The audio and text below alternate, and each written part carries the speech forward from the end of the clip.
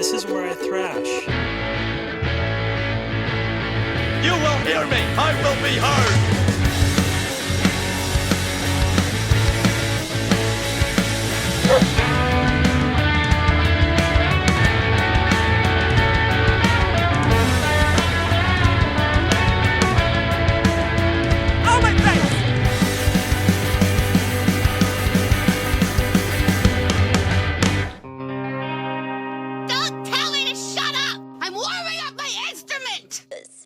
All right, folks, that brings us to this week's interview. We were actually blessed, I guess is the word. We got to sit down with the one and only Ron Lynch. Of course, you know him as Ron from Bob's Burgers, opposite of Hugo, the health inspector there. We sat down, we discussed how he got into the scene, his raising, like in New York. He went to Catholic school, which I didn't know about. We touched on his early comedy career, Dr. Katz, Science Court, which is he's the second person to actually mention Science Court. I know. That's nuts. And then, of course, a bunch of Bob's Burger stuff. And then we also talked about his new movie coming out, which you're definitely going to want to stick tuned for that. It's a horror movie, which I'm a huge horror fan, so I was really excited to pick his brain about that. So before I give it all away, ladies and gentlemen, Ron Lynch. Hey, everybody. Welcome to From the Great North to Wonder Wharf. And this is our next interview with the great and talented, but I don't want to give it away just yet. So let's just give him a good introduction. Like, you know, we're at a college graduation, we're introducing the keynote speaker. So let's give a nice round of applause to our guest, who's worn so many hats in this industry. He's been an actor, a comedian, a writer on shows such as like Corporate Corpse, Another Period, Comedy Bang Bang. He's been in Portlandia. He has been a huge advocate for live comedy. He does live performances such as Tomorrow and The Idiots. He's also known for iconic voice acting, as usually playing Ron on Dr. Katz, home movies, Bob's Burgers, of course, is why he's here. And he's none other than, well, Ron. And this is Ron Lynch, everyone. Welcome, Ron Lynch, to our lovely podcast. Hello. Welcome. I mean, thank you. I'm here. Hello. All right, so far so good. Okay. So far so good.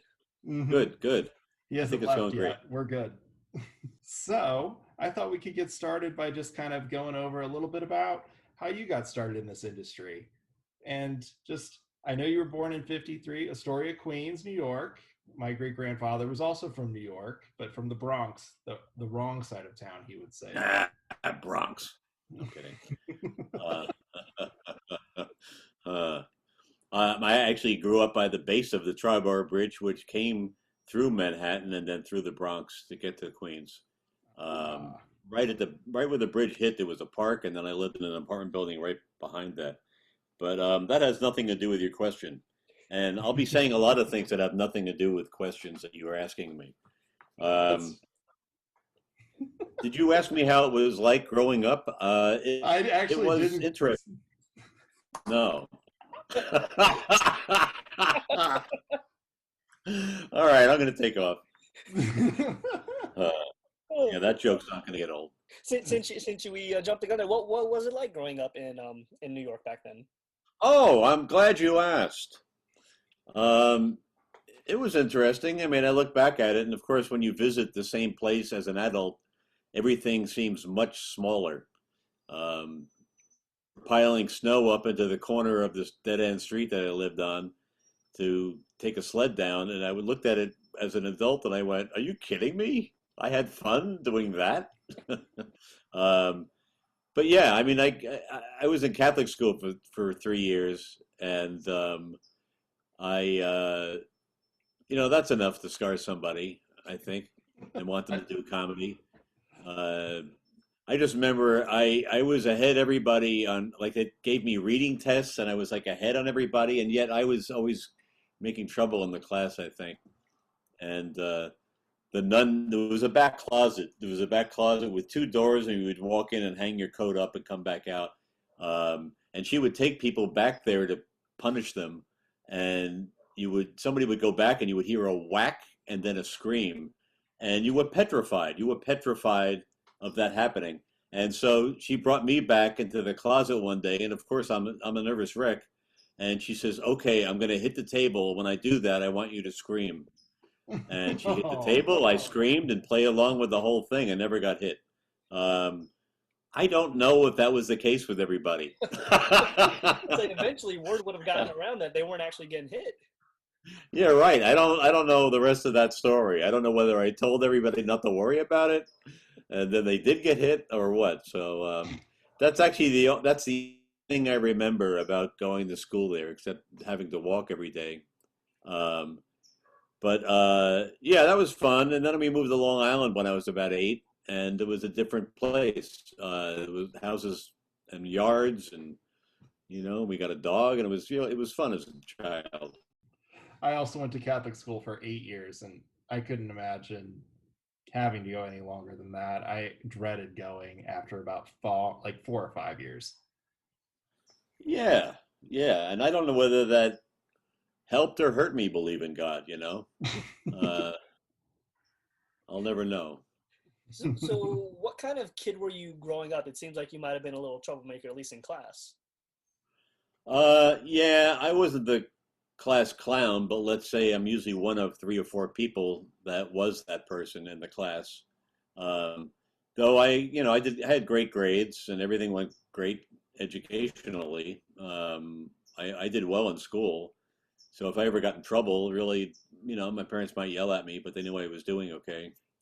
Um, which is true today, I think. I think a lot of It's the kids, golden rule. yeah, and that still happens a lot with kids. I hear those stories. Hmm.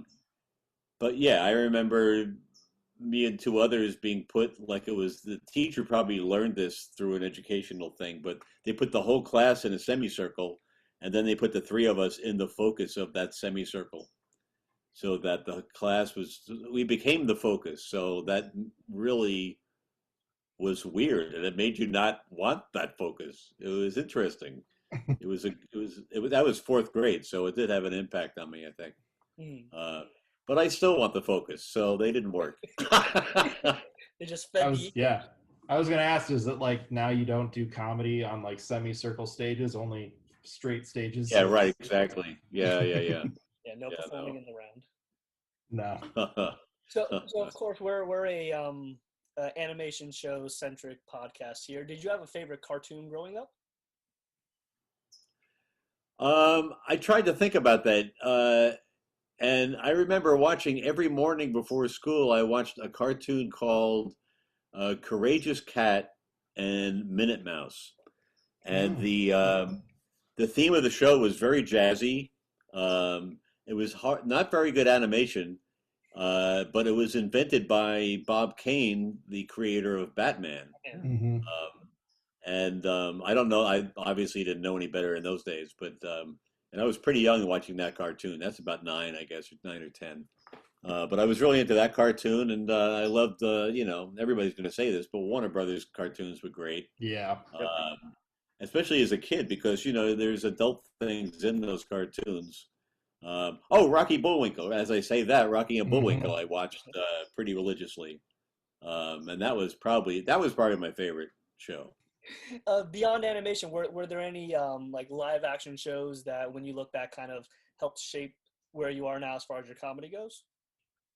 Kind of planted. Well, not live action, but I just remember, and I go back a ways, but I remember, Marx Brothers movies, and I remember W.C. Fields movies for some reason being played a lot on television, and just watching them, and then you couldn't tape shows in those days, but I would always know when that was on, and who else?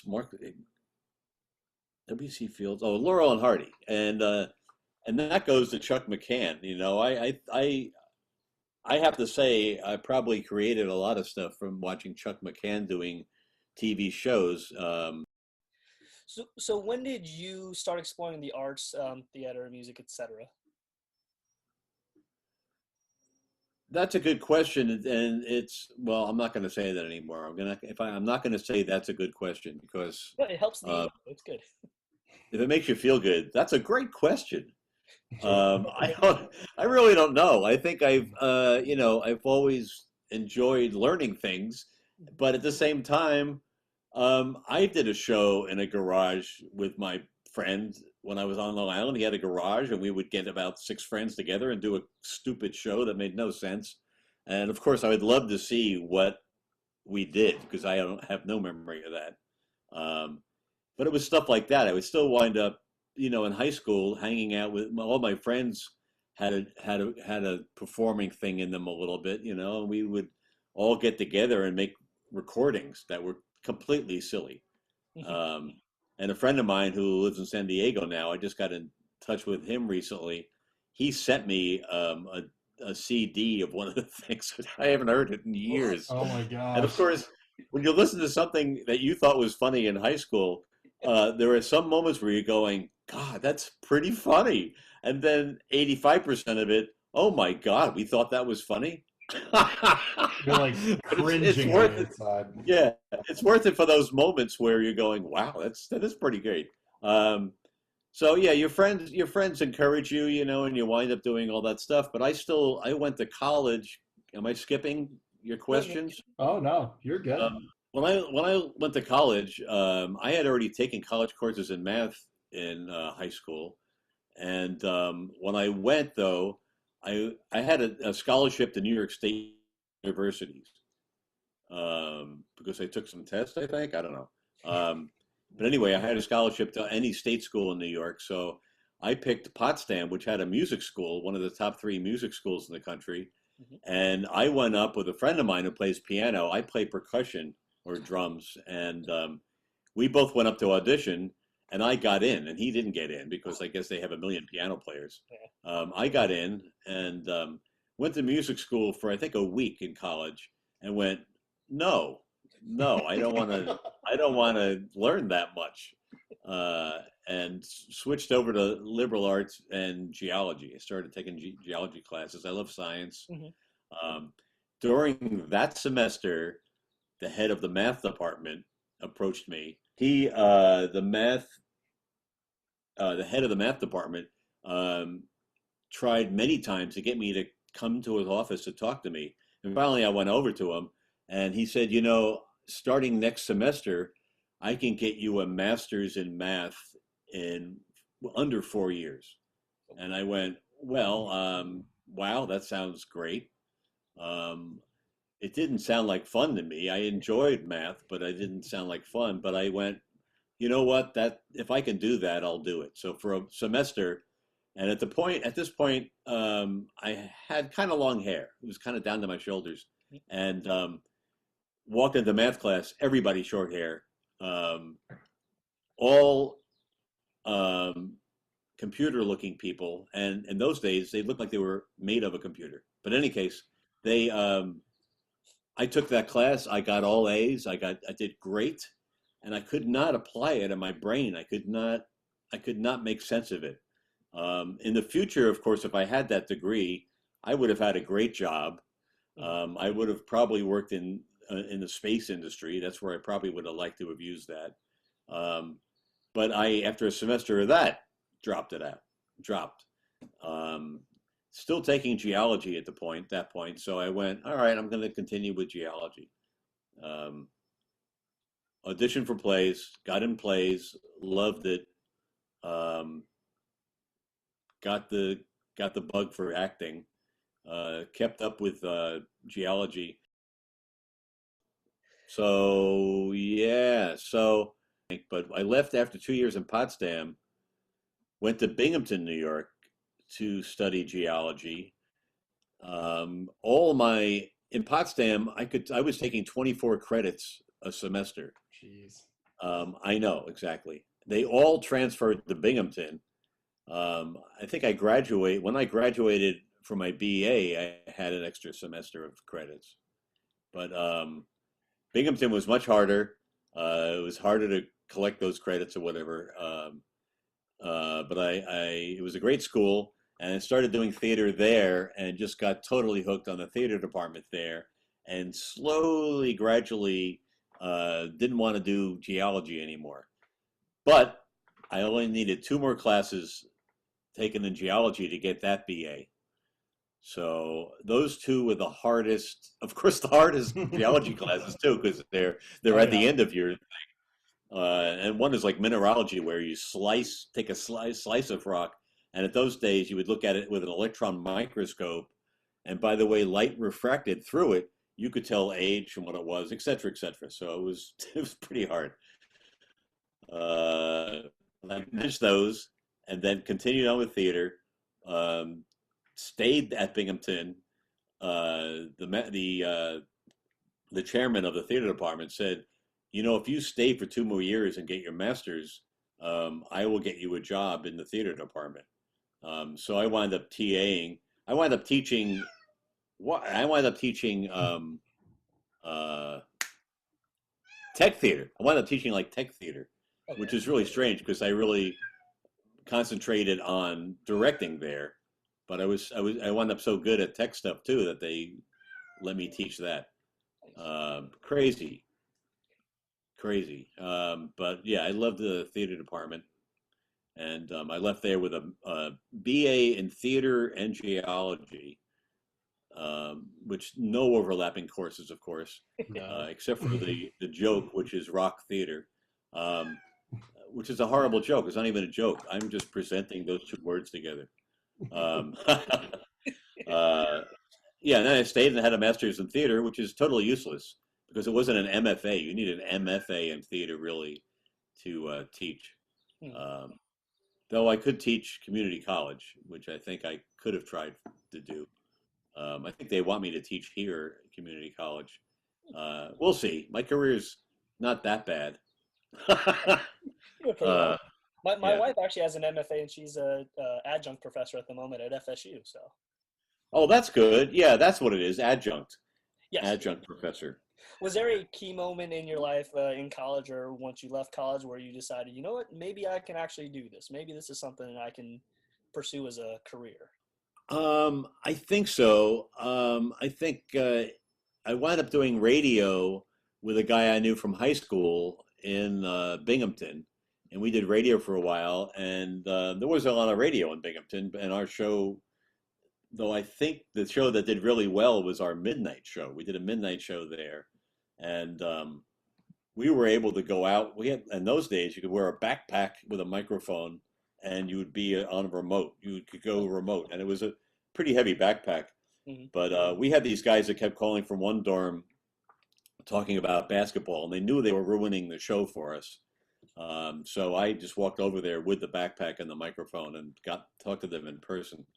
But anyway, we would do comedy on the radio, which, like Zoom, you wouldn't hear laughs or anything, and you would assume it was kind of funny. Hmm. And of course, I listen to that stuff now, and I go, "That's so totally goofy." Hmm. Um, but it did well, and we did it. We did a live show using sketches from the radio, and I think that's where it started. And that first show, the first show we did was 2 hours. It was over 2 hours long with sketches and stuff, which is insane if you consider that for a new comic these days. Oh yeah. Yeah. But we wound up deciding to do stand up, and it was in the very early stages. This is like 79, like 78, 79. So we were going to move to New York, and he got a job at the airport for an airline in Boston. So we moved to Boston, thinking we'd stay there for 2 years. Stayed there for 10 years, and did stand up. So we were on one of the first shows at the Comedy Connection in Boston, and so we started kind of slowly with everybody, and developed our act, and just really enjoyed doing it. You know, God forbid the pandemic didn't happen then, because we would have probably went, it's not worth it. Who knows? Who knows? Who knows? How was the comedy scene in Boston back then? Because typically you think L.A. or New York, of course, but how was the Boston Oh, comedy scene? no, no, no! Boston was phenomenal. There was all layers to it. There's a movie that Fran made about the Boston scene, which I can't think of it right now, but it's about the Boston scene. Anyway, the scene was great. The scene was great. There was maybe two comedy clubs started up. And the Comedy Connection was the main one, like downtown Boston, right in the theater district. And then this Chinese restaurant decided to have comedy, and they hired Barry Crimmins, who is a legend in the comedy world and a legend to comics. Sadly, he just passed away a few years ago.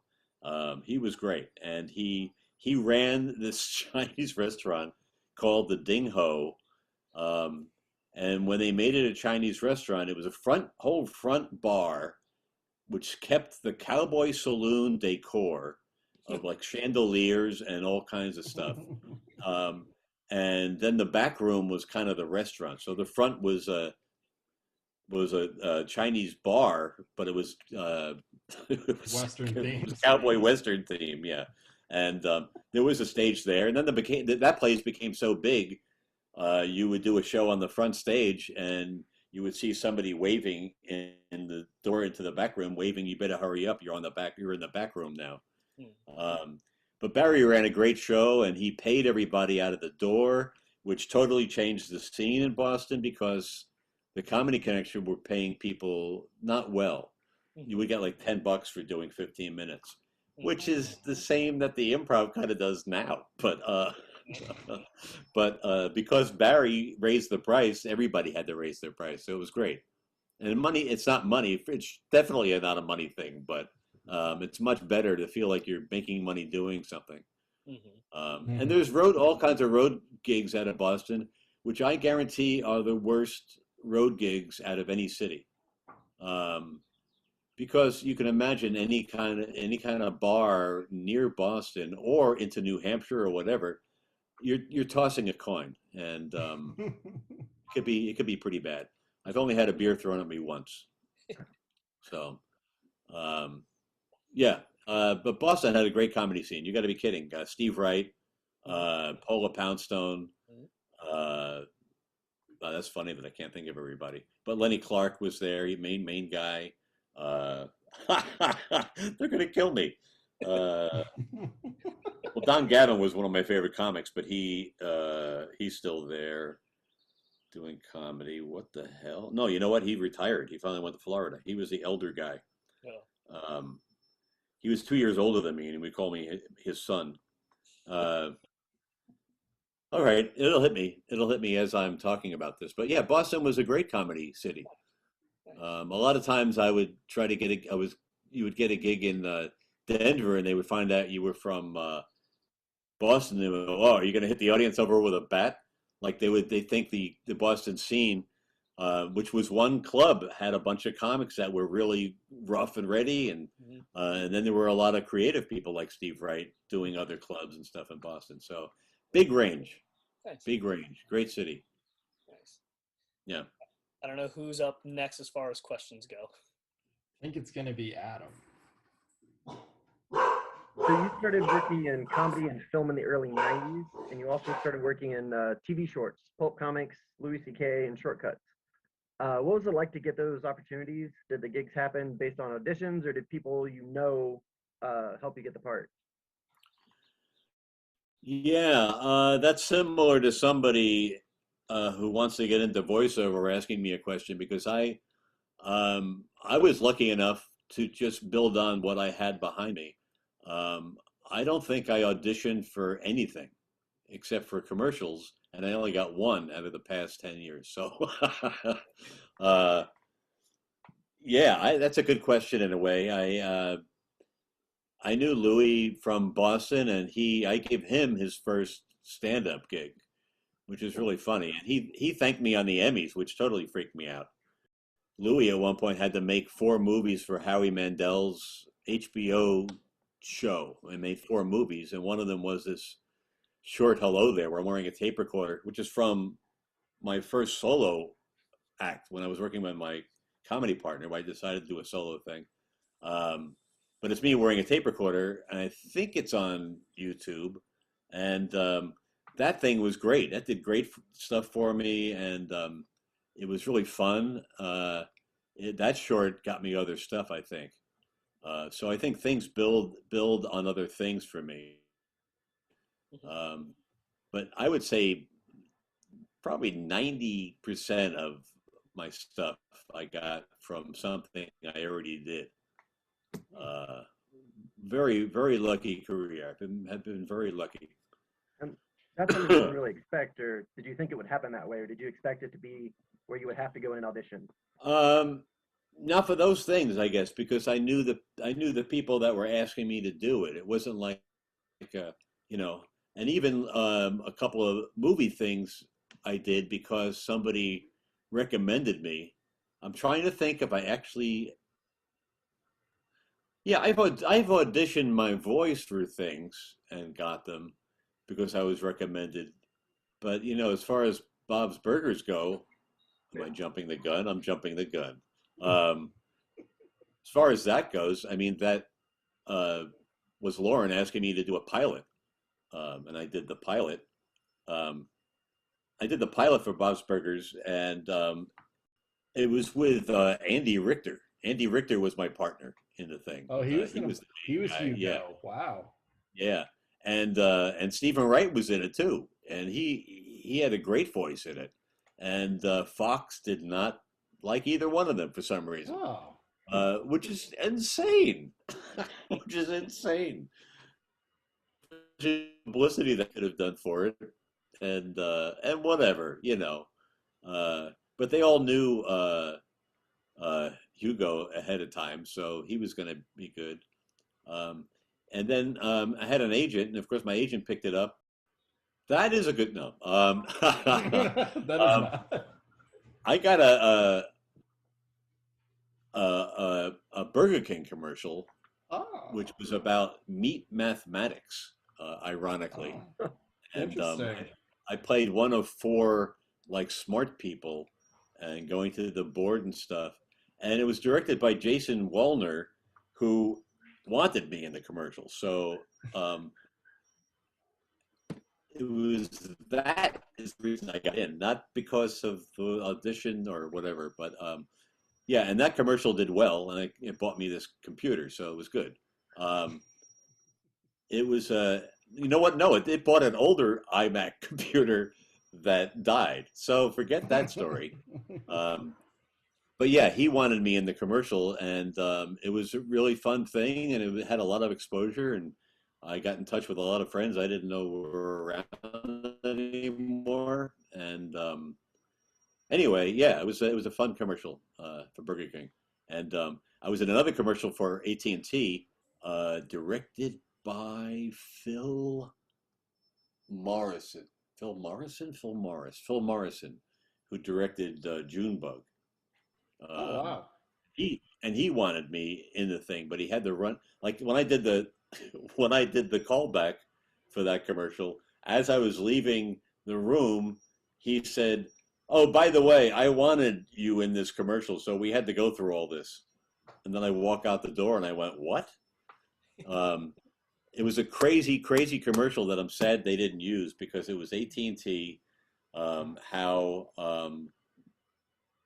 I got the address to a place wrong. I'm a clown. I'm wearing a complete clown outfit. I'm holding a dog wearing the same clown outfit with a trainer for the dog holding a piece of food or something on the end of a big antenna so the dog stays there. And I'm on a bus and I hear the address to the place, which I got wrong. And they say, "Hey, and it's going to be all kids in the back. We want you to surprise them with a super soaker." And I go, "Okay, great." So one of the one of the directions that Phil gave me was as he says, "I want you to get off the bus as Jacques Tati," um, which you may know is a French silent movie performer, phenomenal. Listeners hopefully will know who that is, and if you don't, look for Uncle Hulo's Holiday was his big movie. Um, in any case, I'm going, what kind of direction is that? How can I be as big and as great as Jacques Tati? So I walk up the thing and I walk to the gate, and instead of kids in the yard, because I got the wrong address, I kick the gate open and it's all bikers. And he wanted me to make the scene happen, like make it happen. So my idea was the Super Soaker has like a button that'll just make it keep going and not shut off. And so I said, what if I shoot one of the guys and I can't shut it off and I'm going crazy? He goes, yeah, that's perfect. And these guys are from extras, but they always play bikers, and they're very mean looking guys wearing leather, you know. And so he chooses one guy for me to shoot, and I'm shooting the guy from my angle, and the thing won't shut off, and I'm going crazy. Then we take the other angle, and so I'm hitting the guy in the chest, and the director goes, no, no, no, in the face. And I'm thinking, I can't hit this guy in the face. He'll kill me. And the guy goes, if the director says hit me in the face, you hit me in the face. Well, then, yeah. So I hit him in the face with the water. It seemed like a great commercial, and it was going to be a lot of fun. But AT&T, of course, changed everything about their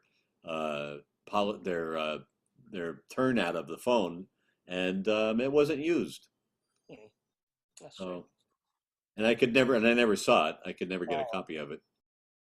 The weirdest thing is when you audition for a commercial and you think you did really good, and then you don't get it, and about a month later you see the commercial, and you see somebody in it doing those lines, and you go, yeah, no, that makes sense. No, he should have got it. He should have got it. So anyway, it's not a good life. Unless you get a lot of commercials, then it's a good life. Yeah. So you continued working on television, kind of doing appearances in like Raising Dad, of course, is Mr. Lynch.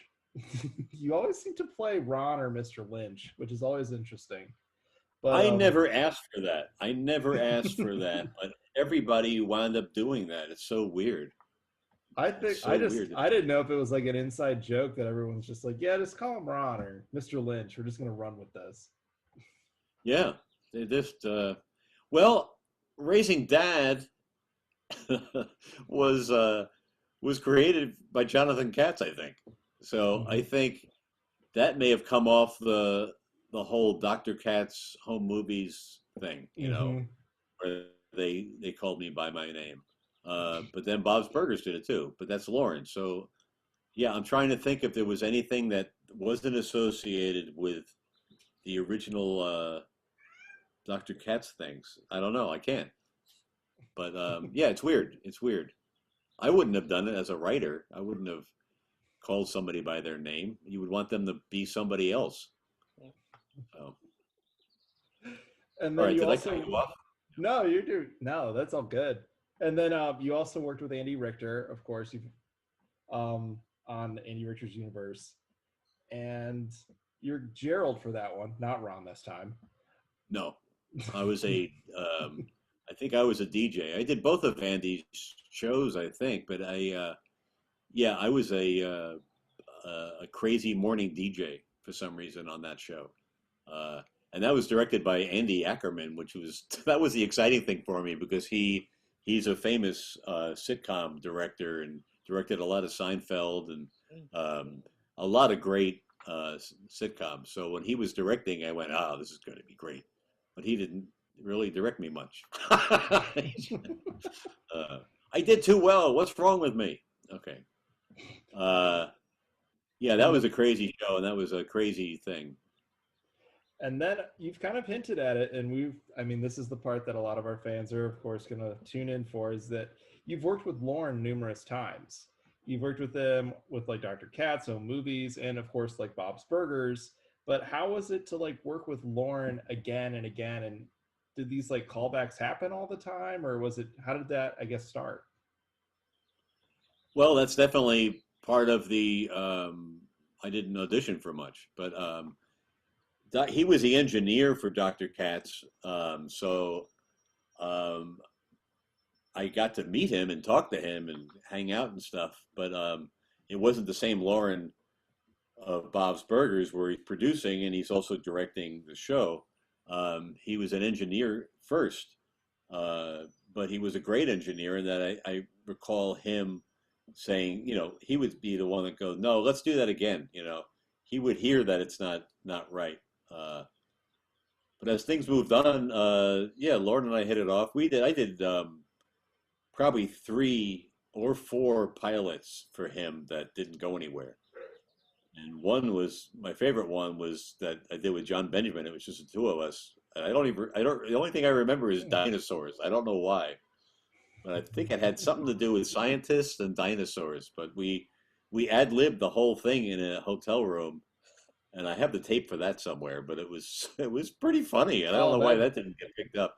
It was pretty funny. That'd be Yeah. hysterical to hear now. Yeah. Because he was on Dr. Katz too. Like you've worked with him and Laura Silverman on that, and Never worked with him or Laura Silverman on Dr. Katz because you're not in the storyline, which is them. You're in the office talking to Dr. Katz, which wound up being my running character thing was that I didn't want to go in. I didn't want to talk to him. Fred Stoller was a regular for a long time, and then when they switched over to me. I went in and just recorded, I think, over 2 hours of stuff one day. And what they did was they would take snippets of that stuff and put me on a show that went short or wasn't working or something. And you would think Richard Lewis would be great for Dr. Katz. And for some reason, it didn't. They needed more time. And so I'm on an episode with him. But I think there's 2 times where I'm actually in the office, but I'm also avoiding talking to him the whole time. I have a phone that rings. It was such a fun show to do. And plus, Jonathan, I would come in with preset ideas and a kind of a script or whatever, what I wanted to do. And he would go, no, we're not going to do lines. I'm just going to ask you questions or whatever. And totally smart way to go, you know. He's one of the funniest men on the planet, by the way. He's still doing a form of the show somewhere. I think he's doing like I don't know what it is. It's cast somewhere. But yeah, Lauren is great. It was great working with Lauren. Because then you also got to do on Home Movies. You also were with H. John, and you were also you got to be again Mr. Lynch, the teacher, who right. I grew up as a kid watching that show and just like, oh, this is awesome. I love this show. And it got me kind of into, I guess, Lauren's kind of universe. Yeah, that was my favorite gig ever. Maybe second to Science Court, which is the same company, company.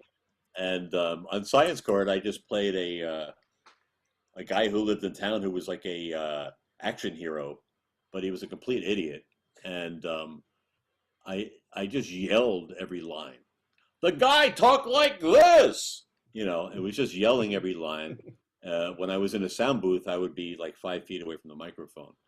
But he would just yell. They would be talking about something about air pressure or something, and somebody on the witness stand of the Science Court show would say, well, that's because of the air.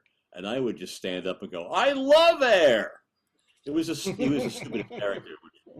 I love playing stupid. But anyway, back to Home Movies. That was my favorite thing, man. That was really great to go in and we would have a script, but we would do the script and then put the script aside. We would still have it there, and then we would improvise the script in a way. And that was Lauren's idea, I think. And Lauren, he would get a lot of great stuff out of comics because a lot of times it's in your head. The funnier line is in your head. Though the writers were great, you might think of a funnier comeback or something, you know. So there would be 2 recordings of the same script, and they would use whatever they wanted. Then they had to, because wherever it was going at the time, UPN or Cartoon Network, I think it was the UPN time, they had to send them a script of the thing, and they would call it retro scripting, trademark, and they would script it based on what you were saying as opposed to sending them a script ahead of time, which I always got a kick out of. Yeah, retro scripting. So we're actually going to do these lines, not the lines that we gave you. Yeah, funnest gig ever. And when you were Mr. Lynch, did you like bring in other teachers or people you had, since you got to kind of do some like of your own stuff and bring in your own, like basically your own character to it? You mean in my performance, Yeah. did I think of any teachers? No, I don't think so. Um, I mean, obviously, I knew I was being a teacher, but that's acting. I'm kidding. I, yeah, no, I loved it. And Brendan and I were pretty good friends at that point, and he would write scripts that would basically embarrass my character, like the script about the cats, which I don't know what his point was there, but he made me say a bunch of really ridiculous cat names on the show. Uh, and somebody on one of my Instagram things like stabbed me with that thing. So, do you still have your cats? So and so, so and so, so and so, and I can tell by the way they were saying it that they knew that was an embarrassing episode for me to do. Well, I have that. You know what I really love, and I think that I wound up using it on my reel in the old days, mostly because I thought it was funny. But it was the episode where we go to Mexico and I get drunk, and McGurk is asking me where the hotel is, and I'm trying to think of the Spanish of how to get to the hotel, and he just gets really mad at me.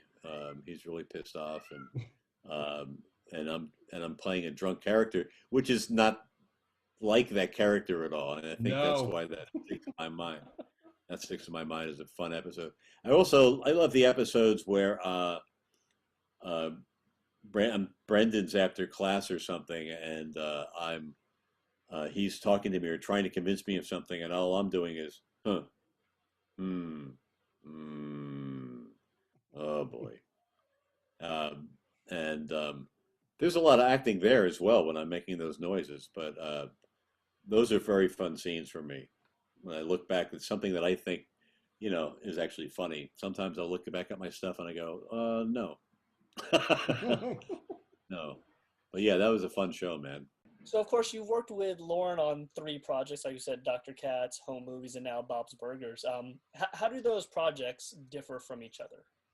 A lot. I mean, they did and they didn't. I mean, Bob's Burgers is the same operating in a way to Home Movies, and I didn't expect that, except that it's a much more important show. It's on a network at prime time. Mm-hmm. So the goofing aspect is a lot less, I think. Mm-hmm.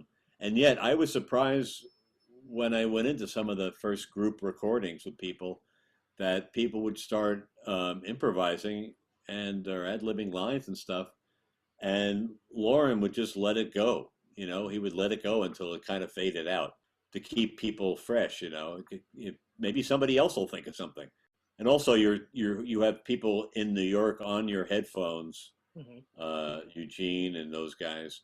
You're waiting to see maybe they might have something to add.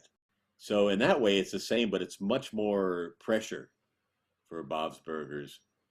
In that sometimes a line has to be said a certain way, mm-hmm. and that's the way the director has to tell you to say it.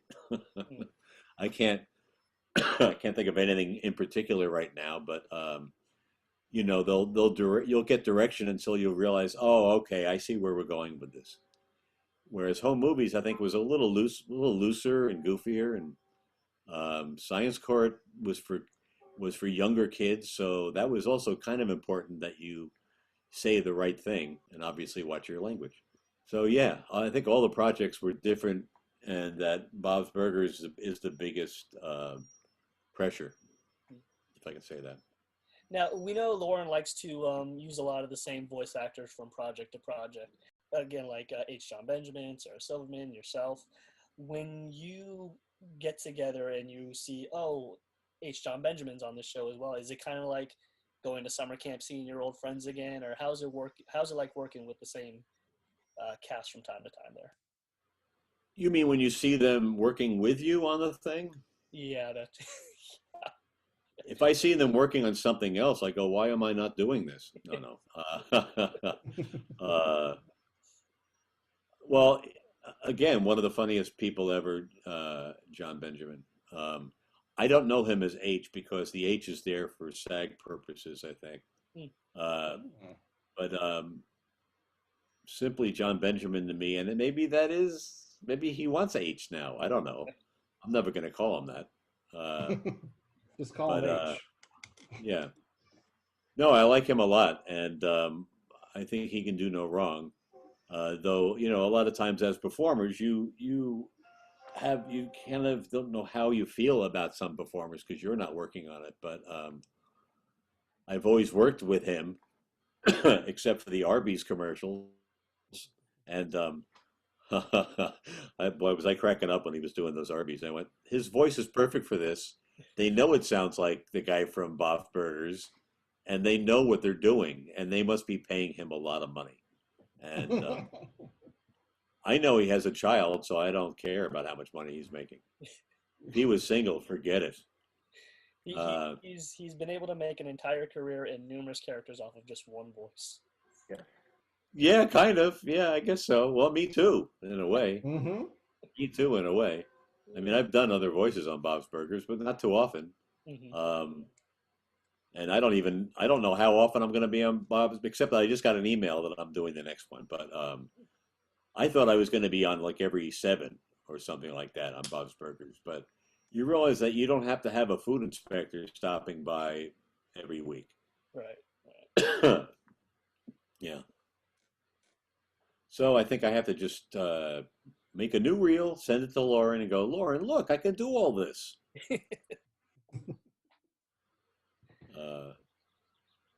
Yeah, but I'm doing things, so I'm not worried too much. Raising Dad, the first episode I did, my character gets fired. So and the daughters, played by Kat Dennings and Brie Larson, were the kids. So I'm auditioning for Andy's show, and I think it goes pretty well. And then I go over and I'm on the Paramount lot, and this is the beginning of security. And wow, this must be old because I think it's from the September 11th thing. And I think they have a lot of security on the thing. And I'm walking across going to the lot of Raising Dad, and I'm thinking, I'm not supposed to be doing this. So I do it anyway. I walk over and I go over to Craft Services immediately and get some snacks. And Bob Saget sees me, who's on the show. He plays the main guy. And his thing with me is that when my first scene I did on the show, I turned into a theater actor and not a TV actor. And I was talking like this. I was way too loud. And the director goes, you can pull back a little. And from that point on, Bob Saget would say, hello, Ron. He would always yell at me. So he does this when I show up. And he introduces me to somebody who's on the show. And I walk around. I get a snack. And I see the director, who's Will Schreiner, who used to have a talk show eons ago. He was a great director. And I just go up to him, and I'm you know, in the back of my head, I'm going to direct television at some point. So I'm talking to him about what he's doing and what they're directing, because I know they're on a break. And he goes, well, we're doing this scene, and then we do the scene with Bree because of the child laws. And then we're going down to the bar scene, and he freezes, and he looks and he turns back to me, and he goes, are you going to be around for about an hour? And I went, yeah, I think so. He goes, okay, all right. Okay. And I go, what are you talking about? He goes, I think you might be the bartender. So I go back over to snacks, and I go, what? What is he talking about? And cutting the story a little short is they decide to put me in the scene, which is ridiculous. It's such a Hollywood story for me anyway. And I turn around, the showrunner comes back, and he talks to by the way, the showrunner is a guy who wrote Blazing Saddles with Mel Brooks, Nice. and who was great. And I'm sorry I can't think of his name right now. So they go, is he going to be in it? And the assistant director goes, is he in it or not? We have to get going. And they just look at each other and they go, yeah, sure. They grab me, they throw a costume on me, which is like a T-shirt from the bar. I get behind the bar, and I'm going, what the hell is happening? He goes, by the way, we're going to ad-lib this. And then Saget then walks to the set and then addresses everybody in front of him and goes, by the way, just so you know, Ron just walked into the studio and we're putting him in the show. Just so you know, and also we don't have any lines. We're going to make up what we're saying. Okay, good luck, Ron. And he walks away. So basically, all they wanted me to do was face away. And then when he orders a drink, I turn around and he goes, Mr. Lynch. So it was pretty exciting. That's such a weird thing that I go in and then I'm in the show again. The scene is over. We ad lib a little bit. And the showrunner, the guy from Blazing Saddles, grabs me and he goes, you know what? Next season, we're going to have you play odd jobs around town because you can't hold them because you're such a nasty character. And I was using a Ted Knight from Mary Tyler Moore's show. I was using that kind of character where I was just an idiot and mad and mean. And he said, so we'll have you play different jobs in town. We'll have you show up like the guy from Jack Benny. And I go, wow, that's great. I'll have a constant job. And of course, the show was not picked up. The show wasn't picked up. So in 2011, you were given the role of a lifetime, at least in our opinions, as Ron, of course, on Bob's Burgers, the food inspector opposite Hugo there. Now, we know how you got the role. You didn't audition. You were kind of, it just kind of naturally happened there. But is there anything that you bring to the character that's uniquely you? I don't know. I mean, I guess in the sense that I'm kind of a roll with it kind of person, I think. And I think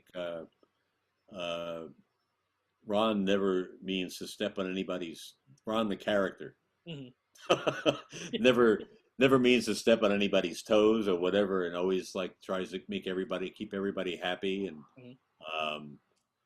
And I think that's added to that character. Yeah. And I kind of pulled back from myself a little bit with that guy. I kind of slow myself down a little bit because I think he's a pretty slow and never wants to do anybody wrong. Whereas I'm sure I have a little bit of that in me. Everybody does. Yeah. I don't think I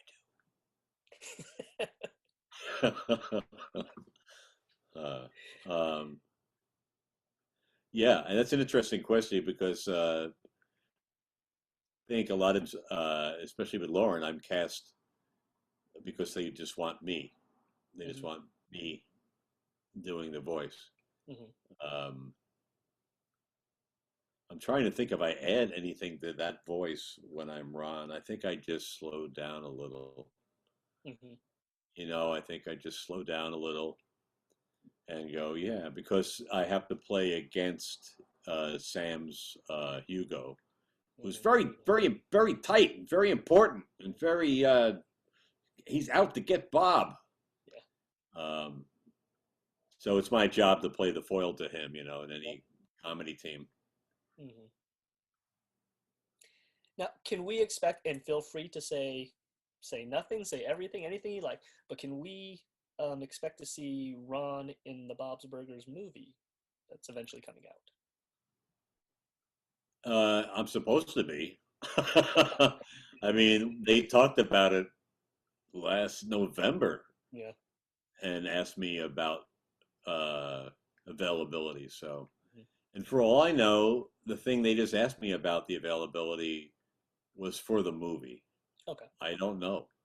But Ron has to be in it. If he's not, he's probably that character is probably gonna leave the show. Oh no, that can't happen. Write your letters. No. Write your letters. The last we heard and saw is that they're doing voice recording right now, so I'm sure that call's coming on anytime now. Oh, maybe that's what they sent me an email about. I'm hoping for a musical number. Wingman. Yeah, you know the Lobster Fest thing. I can't tell you exactly how it happened, but I don't know whether I just started mumbling something and singing. But oh boy, she's gonna kill me. Um, who's the woman producer on the show? Janelle. Wendy? Janelle No. or Wendy or Not Wendy. Not Wendy. Not those guys. oh shoot. It's gonna be a while ago, maybe. She's married to John. She's married to John. Oh. You have to edit this out, man. She's gonna kill me. We can do that. We definitely can. Oh, okay. Then I'm gonna say she's married to John Schrader. Oh, yeah. Nora Smith. Oh, okay. Nora. Is that it? Yeah. Yeah, Nora Smith. Nora, I started mumbling some song, and then Nora started saying, "What if you sang a song?" And I went, "Oh, I don't know, could." And we both threw words at each other. And she said something about being his wingman. Mhm. And Yeah. that was spontaneous. That thing we sang, and they put it in the cartoon, the whole thing. Oh, that's one of my favorite little bits. Yeah, it's still. That one comes up on the fan club on Facebook all the time. Oh, good. Yeah. Everyone loves Wingman. That's like top 5 favorite songs for a lot of people. Oh, great. Yeah. He's and trying I to have help you out. Wingman. It's so catchy, too. It's stupid. No. Yeah, I still have. They send me stuff sometimes, and I still have this like multi-album set of all the music from the show. Yeah, we all do. It's gigantic, We and have it's a still fucking- sealed. So if anybody wants to buy it, I'm kidding. I'll sign it. No, I won't. Yes, you will. You'll sign it for whatever. Well, how much would you ask for it? What are you doing? Don't ask yourself questions. I'm sorry. Go ahead, guys. I was worried your agent would want a cut of that. Yeah, no. Probably. Yeah, probably. So, If you so is voice acting something that you enjoy doing, or you see yourself more as a theater on stage actor, and is that something you'd like to lean more towards in the future? Well, everything is good. All of those things are first of but money-wise, voiceover is the best gig in the world. It's the best thing ever. It's over in 2 hours at the most, usually, unless you're doing whatever, if you're doing one cartoon. Live performing is always a question. There's a question mark. We've never made much money at the Tomorrow Show, and that's never been the point of it. Mm-hmm. So, yeah, no, it's all good. I love live performing. I would rather be in a movie than anything else, I think. Being a regular in anything would be preferable to what I do with my career. You want to have a regular gig. I mean, the Bob's Burgers guys bought houses after I think 3 seasons. Mm-hmm. I mean, the residuals are great because of the prime time on it. So it's a pretty good money making thing, and fun to do. And voiceovers are fun to do, man. Live performing is better in the sense that you're getting an immediate response. Mm-hmm. It's live. I'm not a big recording of the show guy, but now that I've done a bunch of Instagram shows. We've been doing the Tomorrow Show. We never stopped. As soon as the theater closed, the next week we did an Instagram thing, though it was kind of crappy because we were learning how to use it. Mhm. And it stayed crappy for probably a couple of months. But that crappiness, people were saying, no, that adds to it. The fact that you don't know what you're doing. Oh, yeah, okay. But yeah, even the fact that we kept doing it on Instagram and not hearing responses or whatever, we still had a pretty good audience. And we actually, I think, started making a little more money because people would send in money. So I was actually paying acts, which is great. Um, that said, can't wait to go back to a live show. Mm-hmm. But I can wait. I can wait. Anyway, yeah, I would say everything's great. It's all great. Work is great. That's why, people are interviewed on like a major talk show or something, and they go, "I saw you in this little thing," and he goes, "Well, you got to keep working. You got to keep working. You got to act. You got to do your thing." That's what I'm here for. I'm here to work. Not here to work. I'm not here on this interview thing. I'm not working at all right now. So of course you've been on Bob's for off and on for the entire run at this point. Do you have one specific point during the show's run up until now that is kind of stands out for you as like maybe your favorite moment or something that goes, wow, I'll remember this forever? Yeah, when I used to do the show more. I'm kidding. One moment? Yeah, no, I don't think so. Uh, one thing that stands out though is I think I did one show where I said 3 words, and it was like "Hi, Bob," and then like 2 other things that were very short, and that was my whole gig, and they got paid the same amount. So, yeah, I mean that stood out with me a little bit that day. It was such a great day. Mm. Yeah. Nice. So you've been talking about the Tomorrow Show, and I actually wanted to know a little bit about like how that started, how it came about, and Oh, okay. That sounded like a dot dot dot. Um, yeah. Craig and I did a show called The Idiots for a while, which was based on the sons of Crick and Watson who discovered DNA. And it was just a crazy, really fun show. It was a great show, I think. And we decided to end the run at the Steve Allen Theater. And Amit Edelman, who ran the place, suggested, why don't you guys come up with another show? And I think we insanely just went, all right, we'll do a midnight show. Actually, I think Craig said that. We'll do a midnight show, and we'll figure it out soon. So I think we decided we were going to do it the next Saturday or a week from Saturday or something.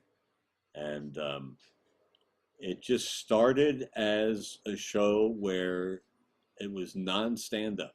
It was just first, anything can happen on the show. Anybody can do whatever they want. I'm sure we occasionally had a stand-up because we had to fill the bill. But the first couple of weeks, you may know Dino Stamatopoulos, who created a bunch of great stuff, claymation things, and Moral Oral, and anyway, he and wrote on Mr. Show. We had him, and he likes the sauce a little bit, and we had him just come on the show as the host, and host the show without knowing who the next act was or what was going on.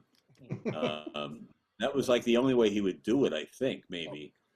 So the first 2 shows, he would just come out, and we would come out and welcome everybody to the show, and then bring him out to host it, and he would just mumble something and talk for a little bit, and then go, "Here they are, your next act," and then that person would come out and perform. And that show, those 2 crazy shows, morphed into a show where anything can happen. We added Brendan Small to the trio of hosts, and having 3 hosts is so stupid. But wait a minute, 1, 2. We I didn't know that ahead of time when I was saying that. Anyway, yeah. But the 3 of us always had something to talk about, and something was always happening. And then the fact that we would let anybody perform on the show, and the 3 of us, we were thinking we have to get a jazz combo or something. The 3 of us were musicians, so we were the band for a while. It was, Craig plays Craig played bass actually, I think, for a while. Brendan played his crazy guitar, and I played drums. And we would play a little bit and then start the show, and it was so much fun. And anybody could do anything they wanted to in a way. And we would have all songwriters, everything on the show. It was great. And that's how it started. And then I know you said that I had read that the final performance at the Steve Allen Theater happened a little while ago. What was that like, kind of just ending it at that theater? I know you've moved somewhere else, but what was Well, it that like happened many years ago. Steve Allen Theater leaving, and the brief story there is that it was bought. They were going to rip it down for condos. Didn't get ripped down for 6 months, and then they couldn't build the condos. So now it's just a lot. So it was sad, but in any case, yes. What was your question? What was it like doing your final show there? Because I know it started there. Oh, the final show. Oh, yeah. It's, you would think it'd be sad, but it was crazy. It was just crazy, and we had the best acts ever on the show. The audience knew it was the last show, so they stayed with us the whole time. I don't know whether the show that night was 3.5 hours or whatever, but yeah, nothing was spared. We brought everything out, all the big guns. It was pretty fun. And then there was the last show at the Steve Allen, which was also another crazy show with musicians and performers. And there were these artists that made things out of cardboard and painted them to look like real objects, but it was absurd painting, like a telephone made out of cardboard and stuff. And they had everybody's intro had a piece of art for them, and it was pretty phenomenal. So I got to perform on the last show and also on the last Tomorrow show, which was really fun. And looking back, very sad that it's over. But the lyric was great in that we were in a smaller space. The audience was more immediate. We could do more immediate bits and talking to the audience, and Lyric Hyperion's super fun, and sad to stop doing it there because of the pandemic, but hopefully that's opening up again.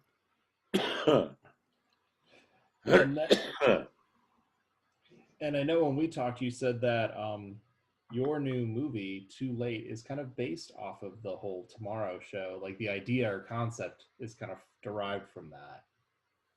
Yeah, it's so silly that I read the script. I thought the part was good for me.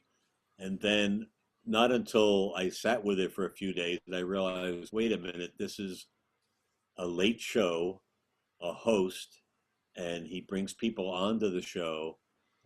And the only difference being from the Tomorrow show is that he eats people. It's a pretty fun movie. I can recommend it to a lot of people, and it's based on the Tomorrow show in that there's a host and there's acts and crazy acts, and that it takes place late at night. I don't think they ever say what time, but it's called Too Late. The show itself is called Too Late. Mm-hmm. That's the name of the movie. A lot of great people in it. Mm-hmm. I dragged Fred Armisen into it. Yeah. He agreed to do it, which was great. I saw him in the trailer for it. I was like, oh, wow, nice. Yeah. And he has a good part. And then I talked my friend Laura into doing it, and she didn't feel like doing it. And then Mary Lynn Rice Cobb said yes, and she's doing it. And then everybody else in the movie is very talented. I mean, there's Brooks Wheelan, who did Saturday Night Live for a while, and who can I think of? Jack DeSena's in it, and of course, the star of it is Alyssa Limperis, who plays the main character, and Will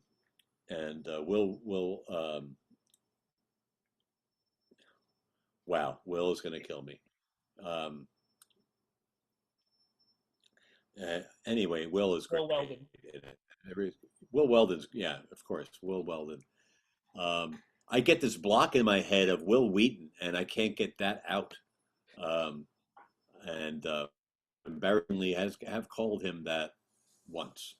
So Now, are you a horror genre fan, and is that what kind of attracted you a little to the script, or was it, or not so much? are you kidding me? Being in a horror movie is the best. Being in that movie was the best, you know, and I'm a big fan. And I all I thought of is I want to be as famous as Christopher Lee. I want this to continue. But if you see the movie, I'm not going to say anything. I can't say anything. What am I saying?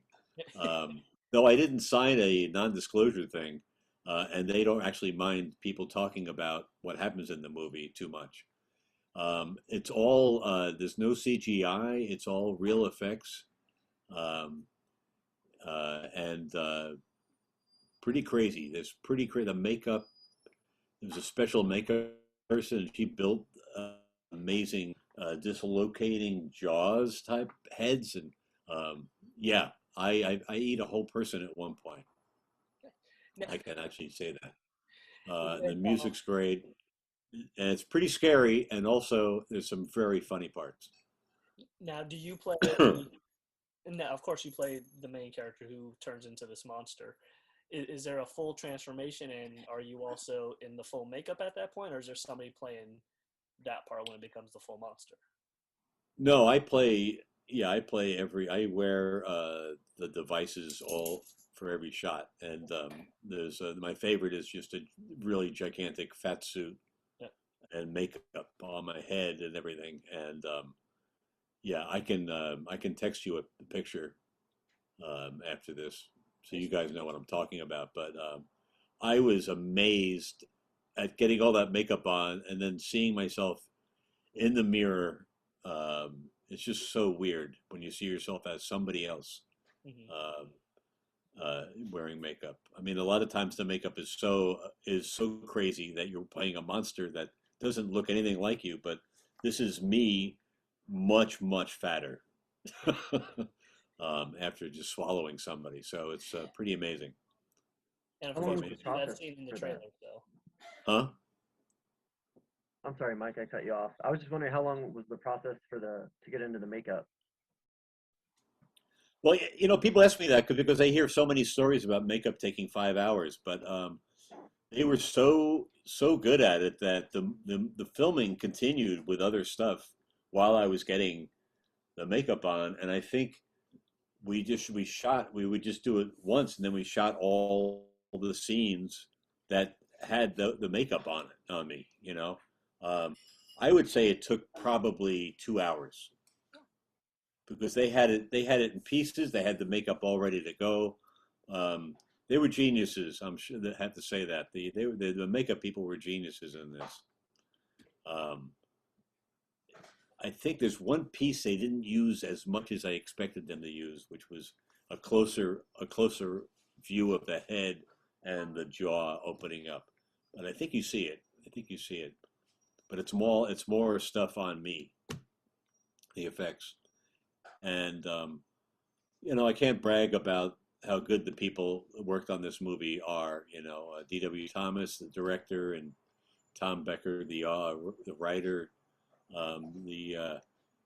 The scene, the set decoration was insanely great because we took one building, which was the Ukrainian, Hungarian, some kind of building downtown.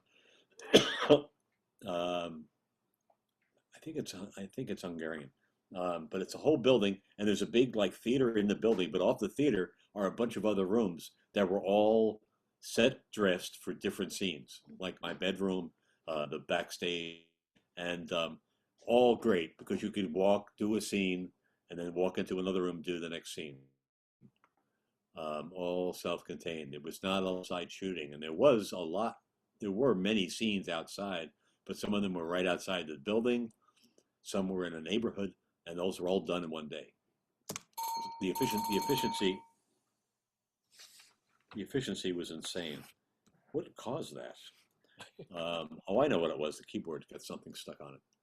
But I want you to keep that in. I want you to keep that ringing sound in the interview. Only the most professional. Yes. I actually Yeah, have and that way you don't.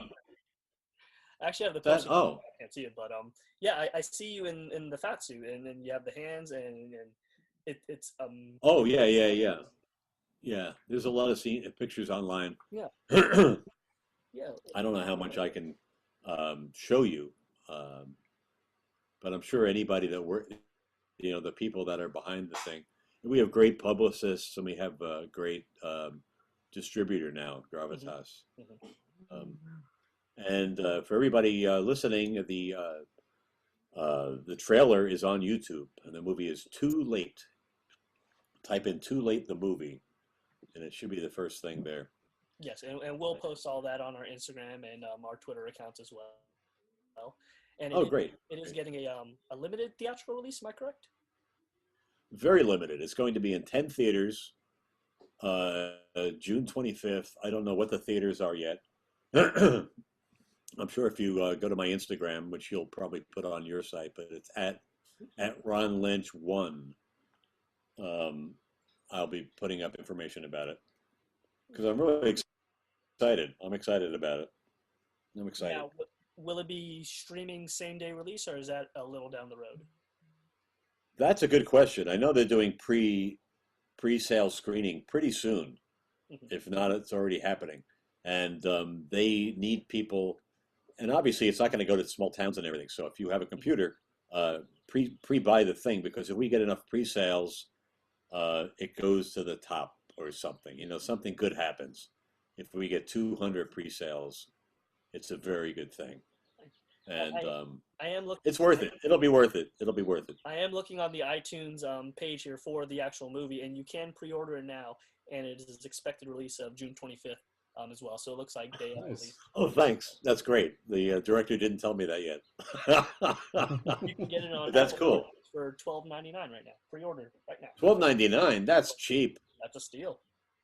Especially if you have 4 people who can watch it. That's cheating out the movie. The whole forget what I said. We'll cut that part out. But yeah, you can get it on iTunes now, I guess, or you can pre-buy it. Does it tell you when it comes out? It's on iTunes. June 25th is the expected release date, so it looks like day of release. Oh, it's the same date as the theaters. Okay, that's great. Okay, Nice. Right on. Well, it is that time for us to, of course, wrap up the interview. I want to thank our amazing guest, Ron Lynch, for stepping in and giving us as much time as you did. You gave us so much time. You told us so many great stories. I mean, it was incredible. Oh, you're welcome. I hope it's edited down. And I'm sorry I'm interrupting you. It'll only be an hour and a half long. Yeah. And I mean, who knows? Maybe we'll find out what that 6 of clubs actually means someday. You may watch The Tomorrow Show every Saturday at 11 o'clock on Instagram at Ron Lynch 1. There's the camera right there. You think I would know by now.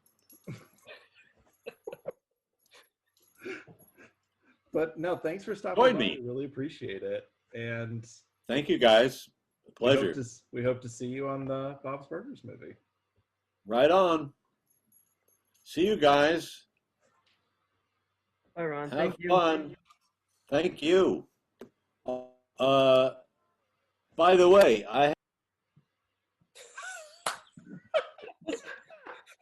that was perfect. I wish my radio worked. Oh, I wish my radio worked. Wish my radio worked. I wish my radio worked. Go on, scat. No, not. I mean. Scatty, batty, batty. I meant go, not scat. Go. Go. Go. Where am I supposed to go? Shoot. Ah. Get out! Ah! Ah! Get out! So I should go?